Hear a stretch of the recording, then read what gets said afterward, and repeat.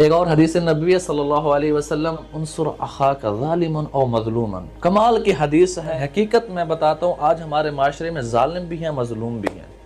جو بندہ ظالم ہے وہیں بندہ مظلوم ہے۔ میرے آنکھوں دیکھا مشاہدہ ہے، میرے پاس ایک شخص آیا، کہتا ہے کہ یار مجھ پہ فلاں بندہ ظلم کر رہا ہے، میرے چیزیں غصب کر کے بیٹھا ہے، میری زمینیں غصب کر کے بیٹھا ہے۔ اس بندے کے حالات میں سمجھتا تھا، میں جانتا تھا، تو میں نے کہا یار اگر تم پر وہ ظلم کر رہا ہے، کسی نہ کسی پہ تم بھی تو ظلم کر رہے ہو۔ ذاتی طور پہ جانتا تھا، میں نے کہا یار دیکھو فلاں فلاں فلاں جگہ پہ کہ تم ظلم نہیں کر رہے، کہ تمہاری اوقات اتنی ہے کہ تم کسی کے 10 روپے غصب کر سکتے ہو، 10 روپے تم اس کے روک سکتے ہو، تو تم اس کے 10 روپے روک کے بیٹھے ہو۔